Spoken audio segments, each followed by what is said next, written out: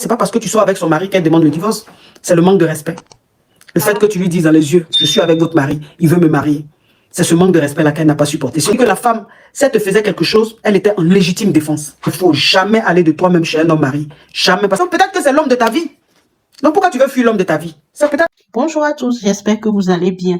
Alors commencez déjà par liker cette vidéo et partagez-la à plusieurs personnes. N'oubliez pas aussi de vous abonner et d'activer la cloche de notification.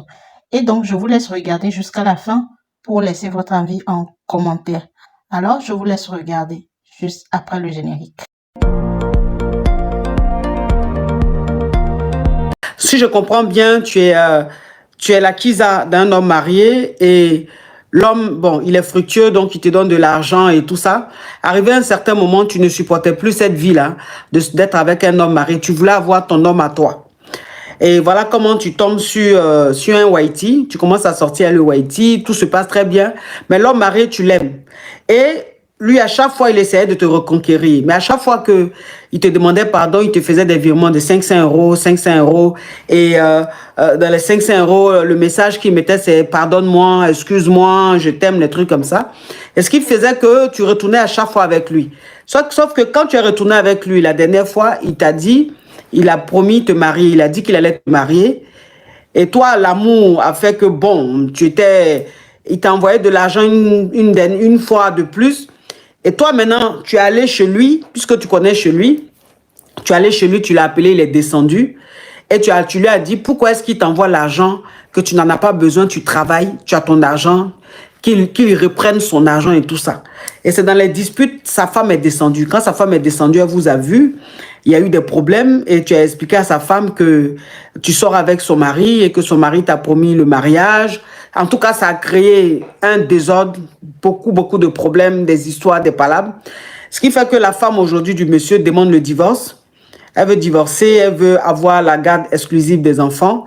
Le monsieur maintenant dit que lui, il va prendre ses affaires puisque sa femme demande le divorce pour venir vivre avec toi. Maintenant qu'il veut venir vivre avec toi, toi, ça ne t'arrange plus parce que le whitey avec qui tu es, qui est célibataire, ça a l'air d'aller bien entre vous, vous vous entendez bien. Donc, tu n'as pas envie que l'homme marié quitte son foyer pour venir être avec toi. Toi, tu as envie de rester avec ton whitey et l'homme marié la voir comme ça sur le côté. C'est ça? C'est ça. Ok. Ok, ma chérie. Donc, c'est quoi ta question? Du coup, ma question, coach, c'est vraiment comment en fait je peux me sortir de cette situation-là? Parce que personnellement, je suis très bien avec le whitey. L'homme marié en question, moi, de base, j'avais arrêté la relation et il a un très mauvais langage, comme je vous disais. Dès qu'il y a un souci, il insulte. Ma chérie, ça, tu l'as déjà dit. Tu l'as déjà dit. Dis autre chose. Ça, tu l'as déjà dit. Donc, ça ne sert à rien de te répéter. C'est quoi la question? C'est vraiment comment je peux me sortir de cette situation-là? D'accord. Te sortir de quelle situation? Cette situation où en fait j'ai l'impression d'être en deux personnes parce que l'homme marié du coup il discute avec mes parents, il veut aller faire les présentations etc.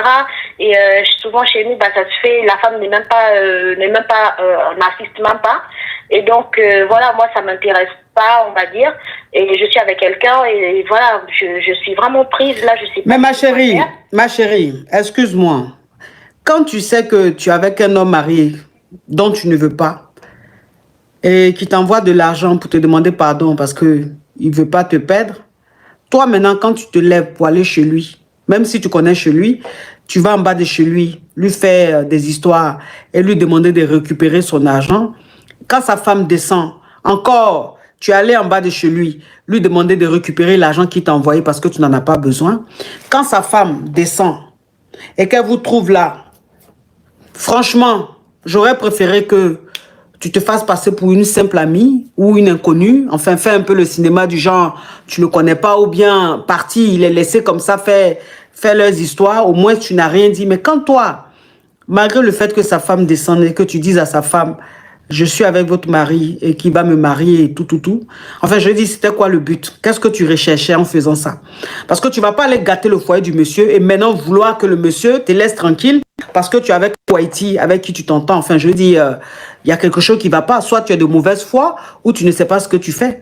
Quand tu sais que tu es avec un homme qui est lui célibataire, qui te convient, avec qui tu t'entends et que tu n'arrives pas à te débarrasser de l'homme marié. Enfin, je dis, il y a des choses que tu fais pas. Et puis, le virement qu'il t'a fait, c'est un virement. Donc, si un homme te fait un virement, que tu n'as pas besoin de l'argent, tu lui refais le virement. Enfin, c'est tellement simple, tu n'as pas besoin d'aller jusqu'en bas de chez lui pour lui dire récupère ton argent. C'est un virement qu'il t'a fait. Est-ce qu'il est venu chez toi pour dire tiens, 500 € en espèces? Non, c'est un virement qu'il t'a fait. Donc, si tu n'as pas besoin de son argent, tu ne veux pas de son argent, tu lui refais un autre virement. Ou bien tu refuses même le virement. C'est possible. Avant même que ça arrive sur ton compte, là, quand tu vois qu'il y a un virement en cours, tu refuses. Enfin, je veux dire, tu vois, là, tu as été très égoïste. Et tu t'es comporté comme une gamine. Aujourd'hui, c'est gâté. Et tu veux te débarrasser du monsieur. Tu ne vas pas te débarrasser du monsieur. Dans la vie, quand on fait quelque chose, il faut assumer. Il faut assumer. Tu l'aimes. Tu rêvais qu'il quitte sa femme pour être avec toi. Alors, ce n'est pas parce que tu es mauvaise, mais c'est juste que l'amour faisait que tu voulais qu'il soit pour toi. Tu voulais qu'il soit à toi. La prière que tu as faite a été exaucée. Donc, assume. Laisse le whitey et puis reste avec l'homme marié. Il n'est plus avec sa femme. Reste avec lui, vous allez vivre ensemble. Et tu vas voir si cet homme-là, vivre ensemble au quotidien avec lui, si c'est supportable. C'est là que tu vas comprendre la souffrance de sa femme. Tu vas comprendre ce qu'a enduré sa femme. Et là, c'est folie qui va te prendre. Parce que tu sens ça venir. Tu sens la pression venir. C'est pour ça que tu veux t'échapper. Mais tu ne vas pas t'échapper. Quand on ne veut pas d'un homme, on ne se comporte pas comme ça. Surtout d'un homme marié qui a des enfants avec sa femme. C'est très sérieux. Là, tu as bousillé toute une famille. Tu as gâché une famille. Tu as mélangé une famille. Tu as fait ce que tu as fait là. La femme, si elle demande le divorce, ce n'est pas parce que tu sois avec son mari qu'elle demande le divorce. C'est le manque de respect. Le fait que tu lui dises dans les yeux, je suis avec votre mari, il veut me marier. C'est ce manque de respect-là qu'elle n'a pas supporté. Sinon, elle sait que son mari la trompe. Tu n'es même pas la première. Tu es peut-être la 10e, la 20e. Donc, elle est habituée à ça. Mais c'est l'attitude, l'audace que tu as pris pour venir chez elle à la maison. Parce que c'est chez elle. Et le courage que tu as pris pour la regarder dans ses yeux, pour lui dire ce genre de choses, c'est que tu es trop guindée, ma petite. Donc, où tu es là, tu n'es pas une petite à qui on peut donner des conseils, ou on ne peut pas s'inquiéter pour toi. Miss, thank you. On ne peut pas s'inquiéter pour toi. Tu sais très bien ce que tu fais. Tu es très maligne, tu es très rusée. Assume. Si la cause, vraiment, j'ai besoin de vos conseils. Non, mais ma chérie, tu as besoin de mes conseils. Quels conseils je peux te donner? Ce n'est pas parce que je donne des conseils que je vais accepter tout et n'importe quoi, ma chérie. Je ne te juge pas, et tu le sais. Mais je dis simplement que ce que tu as fait là, c'est réfléchi. Tu ne l'as pas fait comme ça. C'est-à-dire que c'est un coup de tête, non. Tout ce que tu as fait a été planifié, réfléchi. Parce que ce monsieur t'a mené... Si, ma chérie, ça a été planifié, ça a été réfléchi. Parce que le monsieur t'a envoyé l'argent plusieurs fois. Il t'a fait des virements plusieurs fois. Pourquoi c'est ce virement-là que tu n'acceptes pas? Et pourquoi est-ce que tu vas jusqu'en bas de chez lui pour lui dire de récupérer son argent? Qu'est-ce qui était derrière la tête? À quoi tu as pensé? À quoi tu voulais jouer? Tu sais, on ne joue pas à les choses comme ça. Maintenant, sa femme ne veut plus. Quand sa femme ne veut plus, ça veut dire que tu as été la goutte d'eau qui a fait déborder le vase. Aujourd'hui, la femme veut divorcer. C'est parce que tu as été la goutte d'eau. C'est-à-dire qu'elle a tellement supporté que là, c'était le las. C'est-à-dire que la limite a été atteinte. Et donc, elle ne peut plus. Parce qu'elle veut garder quand même sa dignité.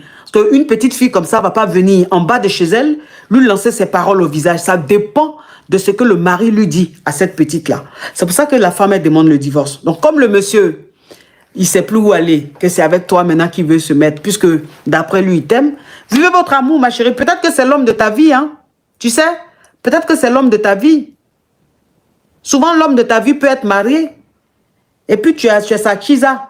Et puis, il est sa femme, vous mettez ensemble. Et puis, c'est vraiment l'amour. C'est lui l'homme de ta vie. Donc, peut-être que c'est l'homme de ta vie. Donc, pourquoi tu veux fuir l'homme de ta vie? C'est peut-être l'homme de ta vie, c'est peut-être un signe. Il fallait que cela, ça arrive pour que l'homme de ta vie vienne à toi. Donc, assume, ma chérie. Coach, je comprends ce que vous dites, mais vraiment, c'était pas quelque chose qui était planifié ou quoi. C'est vraiment que moi aussi, à un moment donné, j'ai fait 3 ans avec cet homme-là quand j'ai décidé de me retirer de la relation. C'est pas parce que je ne l'aimais plus ni rien du tout. C'est parce que moi, je voulais avancer, je voulais vivre ma vie, j'ai rencontré quelqu'un d'autre. Oui. C'était très douloureux pour moi et je me suis dit justement, vu que je sortais avec un homme marié, ça va être ma punition. C'est le fait que voilà, je vais souffrir en silence, je vais vivre ma vie, il n'a qu'à vivre sa vie. Mais derrière, coach, il était toujours derrière moi et c'est etc. Et sincèrement, ce jour-là, je vous assure, je peux vous jurer sur tout ce que j'ai, mes parents ou quoi, c'était pas planifié ou quoi. Quand je suis allée chez lui, j'ai essayé de faire le virement par Paylib, ça ne passait pas. J'ai envoyé un message, je dis, écoute, je sais pas ce que tu as fait avec ton compte bancaire, j'arrive pas à faire le virement, j'ai fait capture d'écran, je dis, écoutez, le virement de tel ne peut pas accéder à tel. J'ai tout fait, j'ai tout essayé, je dis, écoute, dans ce cas, viens chercher les sous chez moi. Quand je t'assure que, comment en fait l'homme là, il m'a parlé, en fait, j'avais l'impression d'être une merde, une sous-merde même.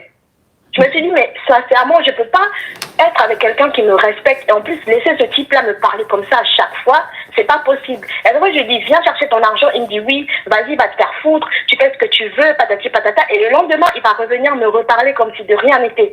Ce soir-là, j'étais vraiment, je sais pas ce qui m'a piqué, si c'est des démons ou quoi, on va me traiter de tout ce qu'on veut. Je suis allée chez lui, juste en bas de chez lui. Je lui ai dit, écoute, viens chercher ton argent. Et coach, quand il descend, il prend son argent parce que j'ai retiré les 500 €, je lui ai donné. Il prend son argent, il me dit, vas-y, dégage. Tu me saoules. En fait, la façon même de me parler, je te dis, mais en fait, tu peux pas me parler comme ça. À minima, tu t'excuses, en fait. Parce que tu peux pas parler, même à un humain, tu parles pas comme ça. C'est pas possible. Il était là, vas-y, dégage, tu t'es rien. Et tout, même quand sa femme est descendue. Elle est descendue, il est venu. Et du coup, quand elle a demandé, il fait, ouais, c'est qu'une merde et tout. Et moi, personnellement, coach, même si j'étais Jésus, même si j'étais mariée. Il a dit ça, il a dit ça de toi devant sa femme. Devant sa femme, coach. Ok. Ça, tu l'avais pas dit. Ça, tu l'avais pas dit, ça. Et c'est tellement grave, je sais pas pourquoi tu l'as pas signifié. Parce que ça, ce que tu dis est grave. Qu'il dise ça de toi devant sa femme, ça, c'est très grave. Qu'il te traite de maître devant sa femme, ça, c'est très grave. Ça, fallait le dire. Fallait le dire. Donc, je comprends maintenant ta réaction. Je comprends ta réaction parce que si il t'a traité comme ça devant sa femme, tu es sorti de tes gonds et tu as été frustré, tu t'es senti vexé. Donc, tu t'es défendu. Si expliquer comme ça, on peut comprendre ton comportement. Expliquer comme ça, on peut comprendre ton comportement. Fallait le signifier quand tu me parlais.